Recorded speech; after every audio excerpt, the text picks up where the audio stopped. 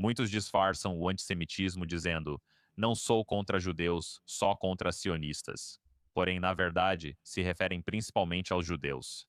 Sempre que você vê um ataque contra judeus, o agressor nunca pergunta antes: ei, você é um judeu sionista ou um judeu antisionista? Sabe, no recente ataque na Inglaterra, o cara atacou dois judeus que encontrou. Sabe, ele não perguntou antes: ei, você é um judeu sionista ou um judeu não sionista? Eu acredito que judaísmo e sionismo são inseparáveis. Ele tem apenas 19 anos, mas já ganhou destaque nos programas de Ben Shapiro, Charlie Kirk e Liz Wheeler, um entusiasta de história autodeclarado, focado na verdade, não na popularidade. Match Nuclear tem viralizado por fazer algo que a maioria das pessoas evita: desafiar narrativas e forçar as pessoas a defenderem o que acreditam. De debate sobre Israel a denunciar desinformação e desafiar grandes vozes da mídia, ele aborda conversas que poucos ousam enfrentar.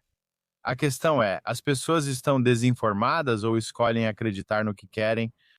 Matt Nuclear, bem-vindo ao programa. Obrigado por me receber. Você fala muito sobre Israel, voltando àqueles debates. Na sua opinião, quais são algumas coisas que as pessoas entendem completamente errado sobre Israel? Bem, quero dizer, acho que muitas pessoas veem Israel como um país que está apenas tentando se expandir e atacar todo mundo de forma impiedosa, sem nenhum motivo. Geralmente, quando entro nessas conversas, as pessoas não conhecem a história básica, como Israel sendo invadido ou atacado. Eles veem nas notícias: Israel atacou a Síria, Israel atacou o Líbano. Mas eles esquecem coisas como a Operação Litani, a Guerra dos Seis Dias, a Guerra de 1948, ou como Israel precisa, sabe, existir nesse estado de autopreservação, basicamente, certo? Tentando perseverar apesar de todos esses diferentes problemas. E muita gente não conhece essa história. E eu tento, tipo, sabe, ter esse tipo de conversa com eles e tentar dar a eles outro ponto de vista. Sabe o que quero dizer? Algo mais baseado na história. Sim. Com que frequência quem você debate realmente apresenta evidências em vez de só repetir algo da internet? Vou ser honesto, já debati com milhares de pessoas no TikTok Live. Você inicia um debate, liga a câmera, escolhe um tema, tipo, ei, eu apoio Israel. E as pessoas aparecem na hora, certo? Sendo honesto, a maioria nem sabe o básico do que ocorreu. Ainda pensam que Israel foi criado pelos britânicos e que iniciou a guerra de 48. Eles não sabem muita coisa básica sobre Israel. Às vezes alguém me diz: Israel quer um Israel maior, mas ele nem sabe o que é o sionismo revisionista. Ele não vai saber, por exemplo, que Israel abriu mão da Península do Sinai. Ele não vai saber sobre várias outras coisas, certo? O que é loucura para quem faz tais afirmações absurdas. A maioria das pessoas que fala sobre Israel não entende muito do assunto e costuma distorcer sua história. Quanto você acha que a mídia contribui para isso? Boa parte, principalmente a Al Jazeera, que tem papel importante em tirar as coisas de contexto e distorcê-las. A Al Jazeera, por exemplo, é proibida na Arábia Saudita e até pela autoridade palestina, que reconhece o quanto sua propaganda é absurda. Mas a mídia tem um papel importante porque, mesmo a grande mídia, as pessoas dizem que ela é pró-Israel. Definitivamente não é. Ela tira as coisas do contexto e as distorce. E como a pessoa comum não faz uma pesquisa aprofundada sobre isso, ela simplesmente aceita, sabe? Porque vê algo, e isso, claro, está fora de contexto. Elas aceitam qualquer coisa que vem ou manchete que leem, certo? A Al Jazeera publicou algo meses atrás e precisei desmentir isso também, essa história de que Israel estaria evaporando palestinos ou algo do tipo. Se você ler o artigo, verá que nenhuma das bombas usadas tinha mecanismo de dispersão de combustível e ar capaz de evaporar algo.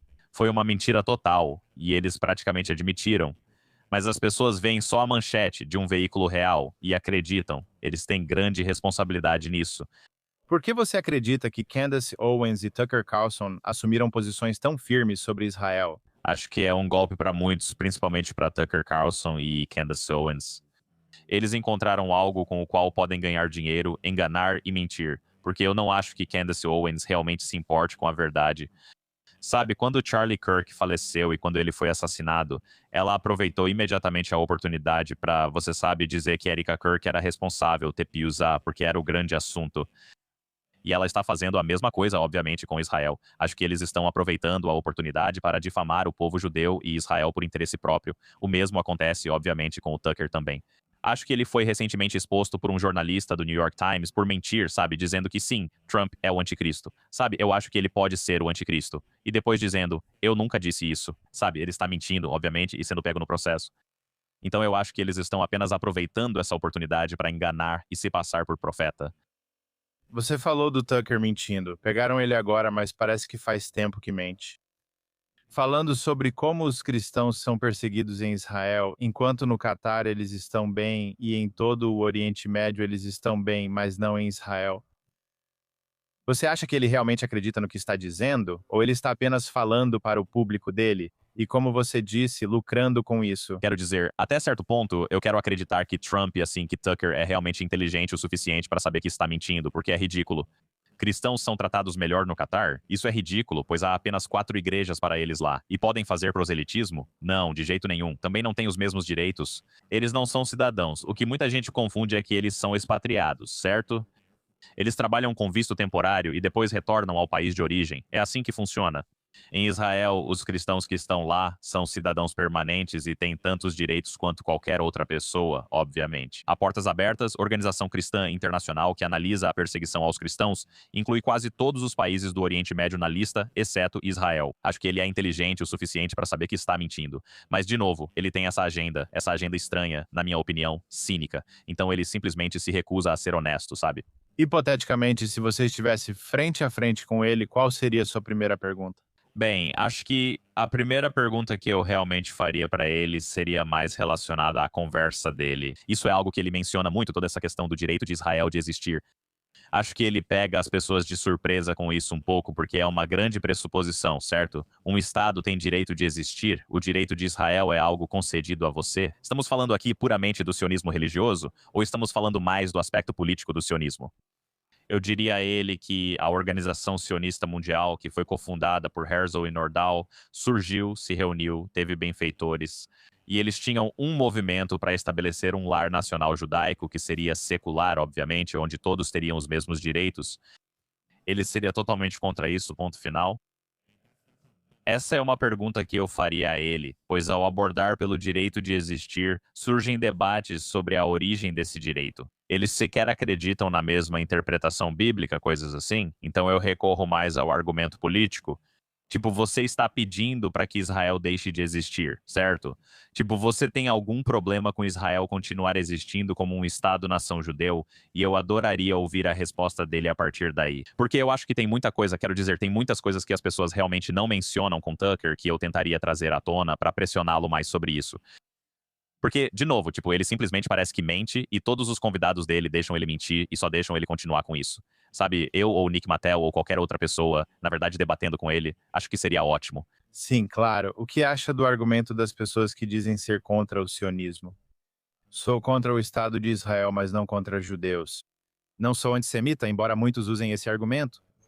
O que você acha disso? Então, esse é o argumento típico que você vai ouvir de muita gente que tenta esconder e disfarçar o próprio antissemitismo sendo dissimulada. O que eles fazem é dizer: bem, eu não sou contra judeus, eu sou contra sionistas. Mas, na verdade, eles estão falando principalmente sobre judeus.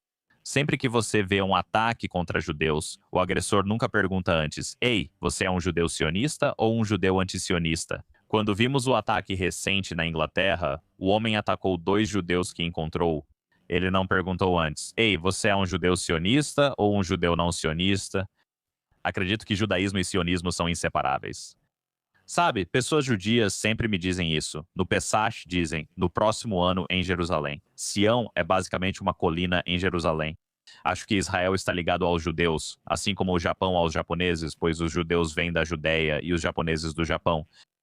E por isso eu acho que os dois realmente andam juntos nesse sentido.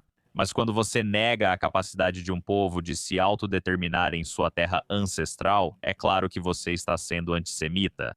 Isso é uma coisa estranha de se fazer. Ninguém nunca questiona os japoneses poderem se autodeterminar ou os chineses poderem se autodeterminar ou qualquer um desses diferentes grupos de pessoas. E os árabes terem 22 estados árabes. Jamais se duvida da capacidade deles de se autodeterminar em seu próprio território.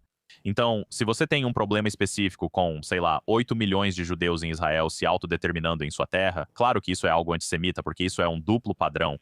Sim, acredito que este é um dos maiores níveis de antissemitismo. Eu acho que isso é pior do que simplesmente dizer algo errado sobre judeus, porque, novamente, o mais alto nível de autodeterminação é ter uma nação própria, ter suas próprias fronteiras, seu próprio exército, suas próprias instituições governamentais. Se alguém diz que só o povo judeu não pode ter algo que os outros podem, isso é antissemitismo. E quando você entra em debates com as pessoas, você sempre tenta fazer com que elas sejam mais específicas. Por que isso expõe tantos argumentos fracos? Porque muitas pessoas, acredito, se baseiam em argumentos estranhos e vagos. Por exemplo, Israel é um etnoestado. Mas o que é um etnoestado? Como realmente funcionam? Como são dentro desses estados? Cada etnia ou raça tem os mesmos direitos? Quando você me coloca nessa situação, Tucker, aliás, faz isso muito bem com os oponentes. Ao pedir que as pessoas sejam mais específicas no que dizem, você expõe falhas e lacunas usando um método socrático de debate. Você realmente precisa, sabe, fazer algumas dessas perguntas para saber qual é a base deles de verdade e ver se eles realmente acreditam nisso. Sabe, é a mesma coisa quando as pessoas chegam e dizem: "Ah, eu sou contra todos os etnoestados." Bom, existem 22 estados árabes, existe a Liga Árabe. Você é contra a capacidade deles de existir e continuar como um país? E por aí vai. As pessoas dizem que Israel, por exemplo, é uma teocracia. E eu fico tipo, ok, você precisa ser de uma religião específica? Tipo, você tem que estudar Torá por tantos anos antes de poder se tornar um político israelense? E a resposta é claro que não. Qualquer pessoa, independentemente da fé, pode ser político em Israel. A maioria é judia porque a maior parte da população é judia. Então eu acho ótimo questionar isso e ser mais específico. Por exemplo, conversei com alguém que dizia que Israel é um estado de apartheid, pois quem tem passaporte da autoridade palestina não pode circular livremente em Israel sem permissão. Perguntei a essa pessoa se um israelense pode entrar em área, por exemplo, e a resposta foi não, eles não podem. Existem placas antes de você entrar em área que dizem especificamente que israelenses não são permitidos ou autorizados pela lei. E dado o fato de que eles não são cidadãos israelenses, por que eles deveriam ter permissão para entrar em Israel quando bem entenderem? Porque não é assim que qualquer sistema funciona. O governo de qualquer país determina suas leis de imigração. Ser mais específico sobre isso é muito importante. Quando perguntam e sobre uma solução de dois estados, eu fico pensando, será que, se olharmos para a história, os palestinos realmente querem uma solução de dois estados? Ou a identidade deles está mais baseada em apenas atacar Israel e lutar contra Israel para sempre? Então é isso. Você vê mais algum erro lógico nessas narrativas anti-Israel? Acho que a principal falha lógica que vejo nessas narrativas anti-Israel é a distorção da história. Eles distorcem a história e tiram o contexto de absolutamente tudo. E como há muita coisa para analisar, muita gente acaba não prestando tanta atenção. O mesmo acontece, por exemplo, com o Líbano. As pessoas falam que Israel está dominando o Líbano e quer se expandir para lá. Quero perguntar, quando Israel invadiu o Líbano pela primeira vez? Foi na Operação Latane. E antes disso, o que precedeu essa operação? Bem, 35 israelenses foram massacrados por militantes palestinos, eu acredito, pouco tempo antes, certo? Israel invade porque a OLP tinha praticamente um estado dentro de um estado no Líbano, após serem expulsos pelo rei Hussein durante o Setembro Negro. Eles vão para o Líbano, fogem, se refugiam lá, e aliás, eles também lutaram contra os cristãos maronitas e coisas assim. Então, acho que o principal que vejo em relação a Israel é o fato de que as pessoas distorcem sua história e deixam de fora o contexto do que estamos realmente discutindo. E isso é normalmente o que as pessoas fazem.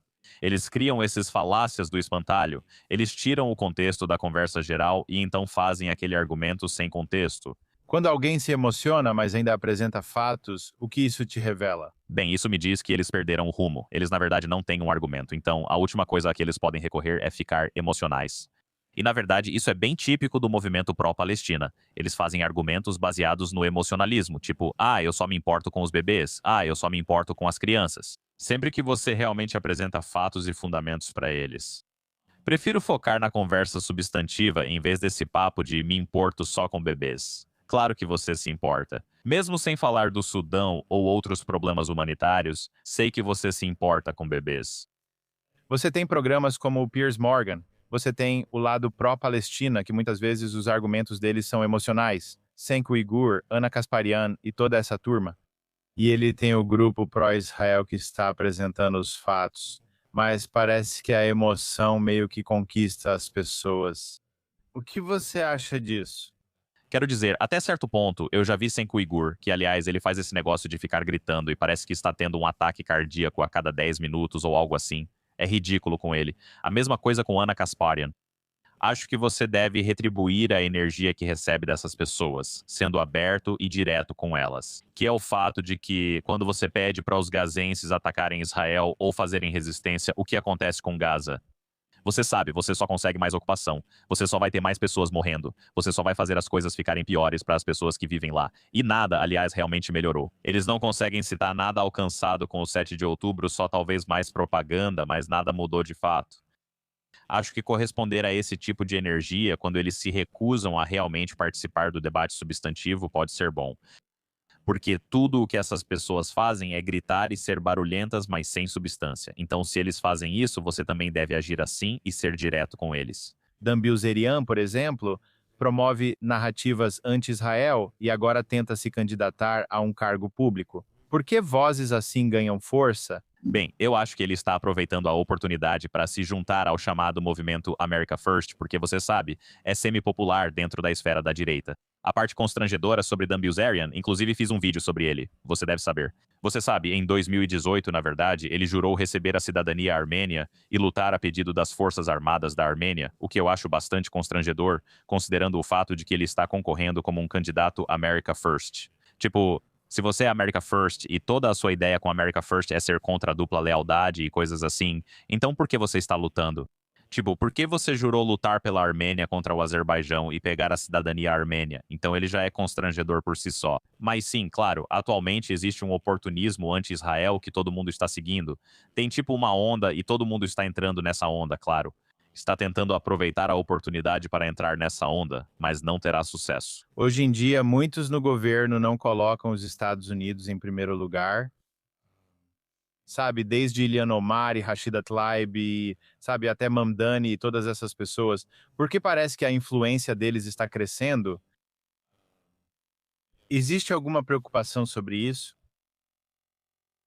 Bem, quero dizer, o que eu disse é que a extrema esquerda ou a esquerda mais radical tem mais poder, na verdade, poder institucional do que a extrema direita, e é por isso que você realmente não vê nenhum político de extrema direita aqui nos Estados Unidos, mas você vê pessoas como Zohran Mamdani, Rashida Tlaib e Ilhan Omar. Acho que o motivo pelo qual eles têm sido bem-sucedidos é porque eles apelam para esse tipo de utopia socialista, muitos deles, especialmente Mamdani, por exemplo, fazendo todas essas promessas que ele realmente não pode cumprir. Muitas pessoas precisam ser lembradas de como essas políticas funcionam, por isso eles têm tido algum sucesso. Para ser honesto, a Ilhan Omar basicamente levou seus próprios eleitores para Minnesota, pois só o povo dela vota nela lá. E Zohran Mamdani, a aprovação dele caiu significativamente porque as pessoas realmente viram as políticas dele. Então, é a situação típica do populismo. Você faz promessas como mercados gratuitos e taxar bilionários, mas não cumpre, então as pessoas deixam de se importar com você. É uma situação típica, sabe, desse tipo. Mencionamos que a grande mídia é contra Israel. Você acha que Israel precisa melhorar o trabalho de relações públicas, como algumas pessoas dizem? Você acha que Israel precisa fazer um trabalho melhor de relações públicas? E se fizesse um trabalho melhor de relações públicas, ainda assim conseguiria contrabalançar a grande mídia e todo mundo que está se manifestando contra? Eu não acho que seria igual, sabe? Não acho que Israel conseguiria contrabalançar de forma igual, literalmente, tudo o que a grande mídia diz, porque acho que é mais fácil fazer várias afirmações falaciosas do que realmente refutar todas essas afirmações, especialmente de forma completa. Mas eu realmente acredito que Israel precisa fazer um trabalho melhor de relações públicas, com certeza. Você acha que a mídia é tendenciosa ou só busca engajamento? Ser anti-Israel gera cliques e dinheiro. Eu acho que é um pouco dos dois. Eu acho que é um pouco dos dois agora, especialmente com a grande mídia, sabe? Israel é um grande assunto. Difamar Israel é o que está em alta. É nisso que as pessoas vão apostar, além do viés contra Israel. Sim. Parece que, em alguns conflitos, especialmente envolvendo Israel, Israel recebe cobertura ininterrupta, enquanto outros são ignorados. Você acha que Israel é julgado por um padrão completamente diferente?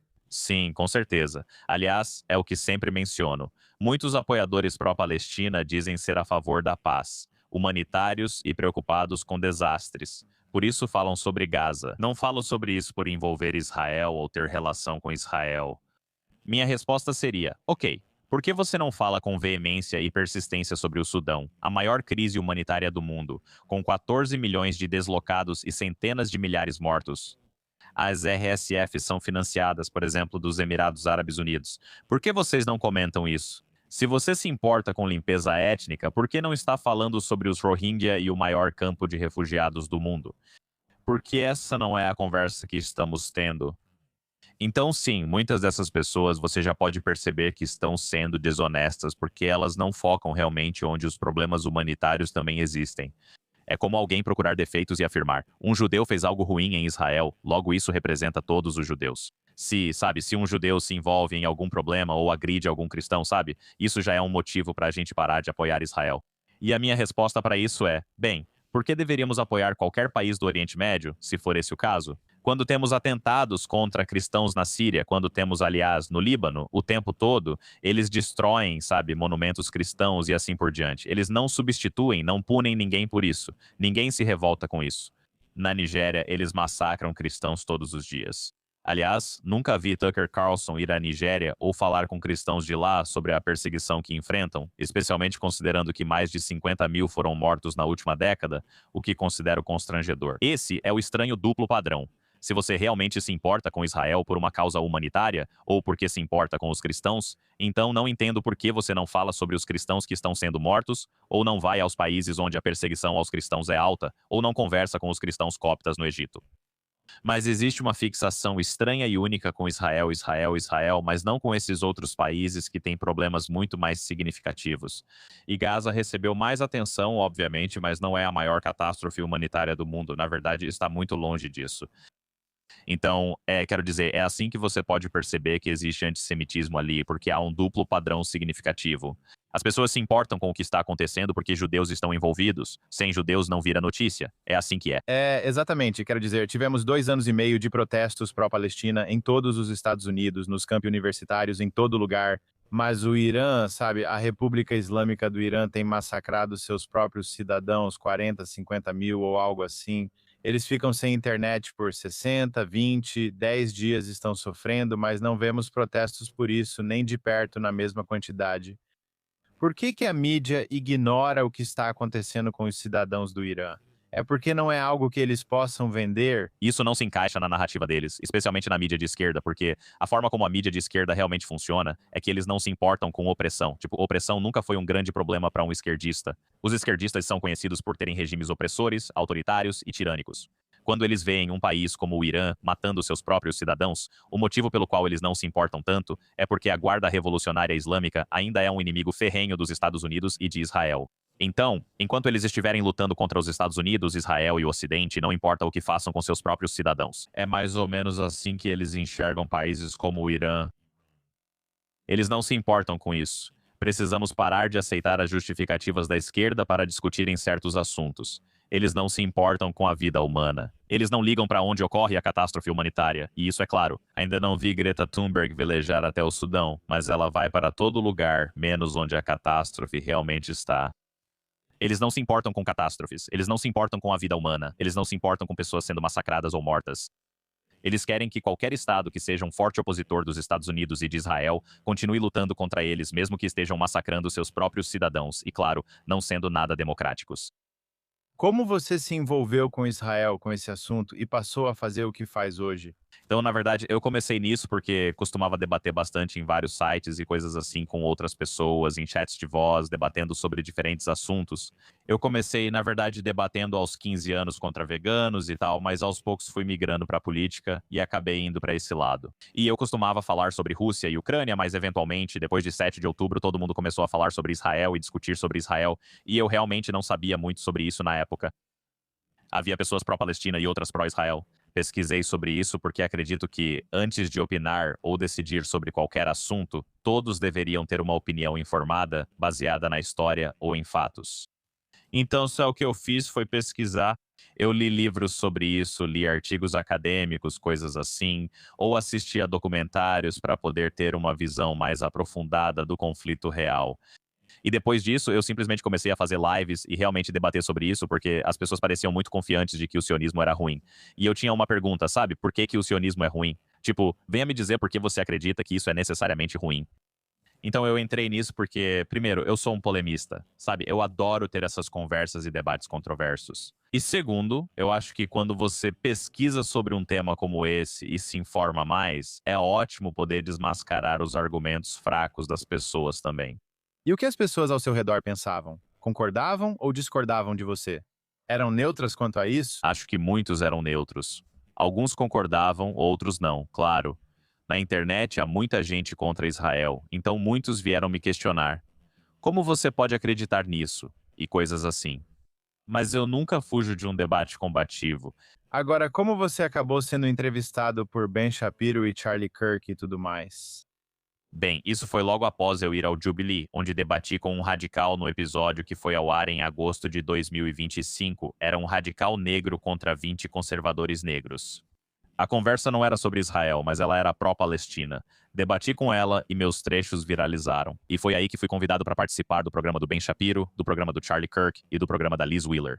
Fico feliz por ter feito isso, pois sou grande fã do Ben Shapiro e do Charlie Kirk. Infelizmente ele faleceu. Mas sim, foi porque participei do Jubilee e as pessoas gostaram dos trechos. Sim. Recentemente eles receberam o Rudy Hackman, né? Você assistiu aquilo? O que você achou daquilo? Sim, fiz um vídeo de reação completo. Bem, eu acho que Rudy Hashman, que Deus o abençoe. Na verdade, eu já jantei com ele, porque nós gravamos um episódio do Jubilee que nunca foi lançado, onde era tipo, sabe, um israelense contra 20 pessoas pró-Israel. Ele deveria ser o moderado, mas nunca lançaram isso. Fico feliz que o convidaram de volta para fazer aquele contra os pró-Palestina. Sim, quero dizer, achei que ele é um cara legal e tentou ser educado com os pró-Palestina, mas não acho que eles realmente o respeitaram ou sua posição. E esse é o problema, você realmente não consegue construir um acordo com muitas dessas pessoas. É difícil. É complicado. Eles não entendem os próprios problemas e quais são as principais questões deles. Sabe, achei que muita gente veio com o de sempre, chegou, apresentou argumentos falaciosos, não fundamentou de verdade o que dizia, tinha dois pesos e duas medidas, esse tipo de coisa. Rudy tentou ser gentil chamando-os de primos. Aliás, ele é muito respeitoso. Quero dizer, ele preservava o Alcorão quando estava em Gaza e coisas assim, sabe? Só queria que tivessem dado a ele o mesmo respeito, mas não espero nada diferente deles. Você já pensou que poderia ter apresentado um argumento melhor ou dito algo diferente em algum momento? Sim. Sim, houve vários momentos em que eu pensei, poxa, eu teria respondido de forma um pouco diferente. Mas para ser honesto, ele não foi tão mal assim. Acho que, na verdade, ele respondeu de forma bem decente a muitos dos pontos. Sim. Agora, o que você acha sobre a Europa ter sido tomada por migrantes muçulmanos e isso estar mudando a dinâmica por lá? Por que que você acha que o Ocidente tem medo de lidar com essas questões? E você acha que isso está chegando aos Estados Unidos? Por que que eu acho que o Ocidente tem medo de lidar com essas questões? Essa é uma. Eu só vou dizer que, obviamente, as pessoas têm esse sistema de crenças estranho de que devem aceitar todo mundo. Todas as culturas são iguais e não deve haver assimilação. Porque isso em si é racismo e que não existem diferenças culturais e históricas entre diferentes grupos e filosofias. E então eles têm esse tipo de visão de que sim, qualquer país está aberto para qualquer pessoa e você pode entrar com a sua cultura, não precisamos te avaliar. Você pode vir aqui em um barco de imigrantes. Sabe, você não precisa realmente mostrar que quer se adaptar, que quer se assimilar, que quer contribuir, que vai somar, que está disposto a aprender o idioma, coisas assim. Acho que a política de esquerda no Reino Unido tornou isso irreconhecível. As pessoas têm esse negócio com tolerância, como se devêssemos ser tolerantes com tudo, com todos. E a resposta deveria ser não, absolutamente não. As pessoas devem ser tolerantes com quem respeita sua cultura. Muçulmanos não deveriam ir ao Reino Unido e dizer: Ei, você não pode passear com seu cachorro porque eu não gosto disso. Isso não faz parte da minha religião. Eles não deveriam fazer isso, mas sim se integrar à cultura britânica. Acho que isso está chegando à América. Eu acho que até certo ponto, mas Trump está realmente impedindo isso agora com a proibição da entrada de pessoas de vários países e com restrições à imigração. E ele tornou isso mais difícil. E eu acho isso ótimo. Porque o que realmente queremos ver quando se trata de imigração é: as pessoas estão imigrando para cá para ser um peso ou estão imigrando para realmente beneficiar e contribuir com o país? Quando pessoas como Mahmoud Khalil vêm para a América e defendem países estrangeiros, acho isso ridículo e espero que sejam deportadas em breve. Se você vem para a América com um visto de estudante, não deveria estar defendendo políticas estrangeiras anti-americanas. Isso faz muito pouco sentido. Deixe-me te dar um visto. Você pode vir aqui para estudar. E aí você vem pra cá, começa esses protestos aleatórios e depois começa a se posicionar contra o governo americano. Isso é uma coisa estranha de se fazer. Sabe o que quero dizer? Acredito que países como Estados Unidos e Reino Unido foram permissivos demais com a imigração. Eles deveriam ser mais restritivos e deixar claro que só aceitam quem venha trazer benefício líquido, não quem represente peso para o sistema. Já ouviu falar em empatia suicida? Exatamente, é isso mesmo que seria. Acho que eles são tão empáticos a ponto de ser praticamente um suicídio para eles. É, quer dizer, não sei se você conhece o técnico do Golden State Warriors, Steve Kerr, Ele era o técnico. mas ele basicamente disse que Israel bombardeou Gaza por vingança. E obviamente ele é pró-Palestina, não é? O interessante é que, aparentemente, o pai dele foi assassinado por islamistas no Líbano em 1982. Então, de todas as pessoas, ele deveria ser alguém que se manifestasse contra isso. Mas ele, sabe, por outro lado, se está sendo meio empático com eles. Você acha que isso é um caso de empatia suicida? Bem, sim, claro. Eu acho que muita gente tem empatia suicida e baseia seus argumentos na emoção, e basicamente dizem: olha, eu me importo com a vida das pessoas. Eu só quero ajudar os refugiados. Essas pessoas estão vindo de países devastados e coisas assim. E claro, queremos ajudá-las, dar moradia e tudo mais. Mas a pergunta deveria ser: essas pessoas estão vindo para cá para contribuir? Houve um grande aumento em estupros e assassinatos no Reino Unido? A resposta é sim. Terrorismo no Reino Unido? Também sim. Quando você olha os dados das pesquisas, por exemplo, as pessoas realmente têm se assimilado ou elas ainda são contra a cultura britânica, né? Ainda são contra o povo britânico de várias maneiras, contra a história britânica. Eu acho ridículo as pessoas emigrarem para um país e dizerem ao povo nativo desse país que, olha, vocês não têm história nenhuma e que a história de vocês é toda má, ruim e errada e que vocês não podem nem hastear suas bandeiras. Então, eu acho que o que tem acontecido com o Reino Unido é muito lamentável de se ver. E é louco porque, sabe, a Grã-Bretanha costumava ser o centro do mundo. Eles já controlaram cerca de 25% da população mundial e estavam no topo de tudo. E agora você tem pessoas aleatórias no Reino Unido que estão comandando o país e que estão totalmente desalinhadas, e eu acredito que elas não têm nada a ver com o modo de vida britânico. É, com certeza é uma empatia suicida. É. Você também tem a Irmandade Muçulmana, proibida em alguns países árabes, mas atuando normalmente no Ocidente. E o que muita gente diz é que eles pegam nossas democracias e nossas liberdades e usam isso contra nós. Você acha que essa é uma avaliação correta? E se for o caso, há algo que possa ser feito a respeito? Podemos proibir como o Egito fez com a Irmandade Muçulmana. Quero que a Irmandade Muçulmana seja proibida em âmbito federal. Aqui nos Estados Unidos, espero que o secretário de Estado, Marco Rubio, implemente essa proibição e que o Departamento de Estado a execute. Muitos ainda não sabem disso, mas a Irmandade Muçulmana tem um plano de 100 anos no qual eles basicamente esperam mudar o Ocidente e seu tecido social. Não necessariamente pelo terrorismo, como muitos desses muçulmanos costumam agir, mas sim por mudanças institucionais, certo? Por meio de suas maneiras de enganar e agir de forma nefasta com as instituições, fazendo coisas como, por exemplo, o Conselho de Relações Islâmico-Americanas tem feito, e coisas desse tipo, como financiar estudantes universitários. E assim, eles estão se adaptando a como a sociedade ocidental funciona para subvertê-la, obviamente, e miná-la. Sim, deveríamos banir essas instituições, ainda mais com o Egito proibindo-as. Se o Egito baniu a Irmandade Muçulmana, e se a Irmandade Muçulmana foi a, você sabe, você poderia dizer o precursor de você sabe. Por exemplo, o Hamas, organização terrorista liderada por Ahmed Yassin, então, é claro, também deveríamos proibir a Irmandade Muçulmana aqui. Não há nenhum benefício para nós termos a Irmandade Muçulmana no Ocidente, de forma alguma. Sim. O que você acha sobre o futuro do Partido Republicano? Há o grupo de Marco Rubio e o grupo de J.D. Vance. Como você vê o futuro? Se você pudesse prever isso. Tomara que seja Marco Rubio. Eu quero que Marco Rubio seja o próximo presidente dos Estados Unidos, o 48º. Minha esperança é essa. Fui grande fã de J.D. Vance e ainda gosto dele, mas acho Marco Rubio excepcional como secretário de Estado. E eu acredito que ele será um grande líder para este país. Você acredita que J.D. Vance tem opiniões completamente diferentes das de Trump? Sim? Mesmo durante o conflito iraniano, ele não foi muito aberto nem se manifestou muito. E é aí que está o problema. Ele não deu uma posição firme. E eu acho que ele está fazendo isso estrategicamente para se proteger, talvez para se salvar e, sabe, tirar qualquer culpa ou algo assim. Então, eu não gosto disso. Quero que alguém seja mais claro sobre sua posição, principalmente se pretende concorrer à presidência neste momento. O que não gosto em J.D. Vance é que ele não tem se posicionado, talvez por discordar ou ter outra opinião, mas prefere ser respeitoso e não discordar publicamente do presidente. O que você acha que vai ser o desfecho dessa guerra com o Irã? Você acha que eles conseguem derrubar esse regime sem tropas em solo ou mesmo sem armar os cidadãos de lá? O Estreito de Hormuz está meio que bloqueado há um tempo, né? O que você pensa sobre isso? Bem, eu acho que é possível conseguir uma mudança de regime sem tropas em solo, obviamente, porque tropas em solo também seria algo muito difícil.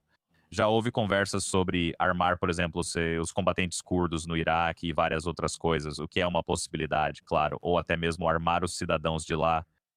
O regime iraniano está desmoronando. Já perderam cerca de 4 bilhões de dólares em receita de petróleo devido ao bloqueio. O real caiu para cerca de, o quê? 1.800.000 por dólar. E os preços dos alimentos aumentaram drasticamente, exponencialmente até. Então, eu acho que é possível que eles estejam em breve à beira do colapso. Mas eu não tenho certeza se isso vai resultar em uma mudança de regime ou exatamente como isso vai acontecer, porque nada nunca sai perfeitamente, é claro. Mas eu acho que no final das contas isso depende do povo iraniano. E nós estamos meio que abrindo caminho para que a mudança de regime aconteça, tornando as condições viáveis e sustentáveis, obviamente. Sim. Qual é a sua avaliação de Israel após 7 de outubro e como eles meio que se recuperaram e onde estão agora em comparação com onde estavam naquela época em 7 de outubro? Acho que Israel está em uma posição mais forte, obviamente, dado o fato de que eles controlam essencialmente 47% de Gaza na linha amarela. Eles têm um novo perímetro de segurança ou zona tampão, como no sul do Líbano. Acredito que Israel está em posição mais forte. Eu acredito que Israel, na verdade, em breve, se o regime iraniano colapsar, será essencialmente a principal potência hegemônica do Oriente Médio. E ninguém mais será capaz de, você sabe, de fato negar a existência do Estado de Israel dessa forma. Israel está em uma posição muito forte, obviamente. É, bem, Mate, eu realmente agradeço pelo seu tempo nessa conversa. Onde as pessoas podem te encontrar, te seguir e ouvir mais de você? Sim, claro. Match Nuclear no X, eu tenho cerca de 37.200 seguidores lá. Match Nuclear no Instagram. Meu perfil cresceu bastante, como você talvez saiba. Estou muito surpreso com esse crescimento. E Match Nuclear no TikTok. Eu estou no Instagram, TikTok, YouTube também. Então as pessoas podem me encontrar no X, YouTube, TikTok. Estou feliz que meu Instagram está crescendo. Conferi minhas estatísticas. Foram cerca de 800.000 visualizações em 30 dias.